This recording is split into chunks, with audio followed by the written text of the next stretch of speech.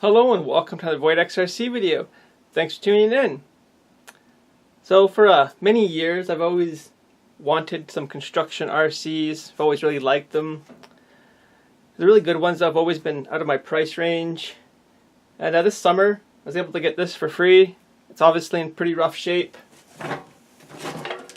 As you can see in there, it's starting to rust a bit and the paint is starting to lift in a couple of places. It's pretty dirty.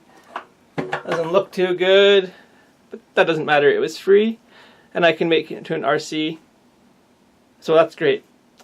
So let's just get started with my initial thoughts.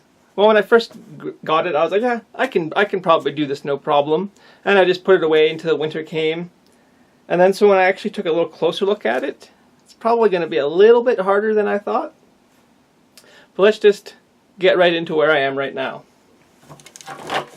That would be with the drivetrain stuff. So as you can see, I've cut the rear axle and we can get this out of here now. So I was looking at some of the axles and stuff I had, and I found that my SCX10 stuff is probably going to be the best fit. As you can see there, fits quite well. Gives me lots of clearance between the wheels and the body. And it looks about the right size, so that's what's going to happen. I originally was going to use the original Wraith wheels that I had, but the offset is too far in, so it just interferes. And since it's winter and my Wraith has those studded tires on, figured I'd just use the wheels and tires that I did up for the Wraith. I can always find something new in the future. And they are going to work perfect, as you can see. So I've got the rear mostly figured out. I originally was going to have suspension and everything, but when I got a closer look I realized there's really not much room. I would have to have really short links. Don't know how well it would work.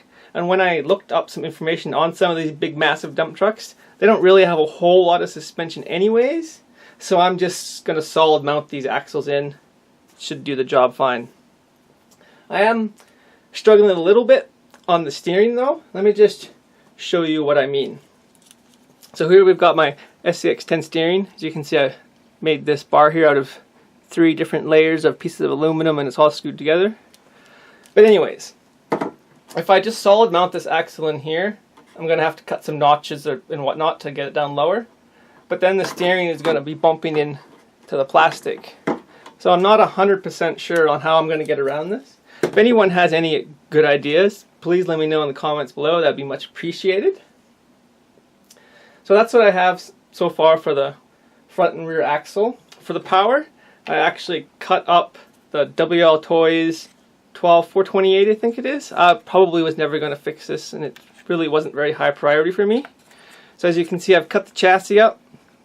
I'm not going to use this motor. I've got a 55 turn axial motor that I'm going to install. This one would probably be too fast for the dump truck.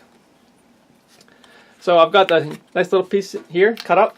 As you can see, it is about the right width, although it does rock back and forth, so I'll have to make some sort of mount up here. But this should be able to fit in here. Stick fairly high up, as you can see there. So I was going to originally do 4-wheel drive, but I don't think I have the room to connect the drive shafts to the both front and rear, so I think I'm just going to be doing rear-wheel drive, keep this shoved up a little further to the front. And when I was doing some research on the big trucks, seems like most of them are rear-wheel drive, so that fits. So I've sort of got the power down how I'm gonna do it, so that's good. So there's not really too much else other than the speed controller, which I can just hide up in here somewhere. And electronic, anything else I need to hide up in there. Now the one other thing that I'm going to need is an actuator, and I haven't ordered that yet, but that'll be coming soon. And the actuator can just hook on somewhere in the middle and go up to the bucket, and it'll just, lift and close.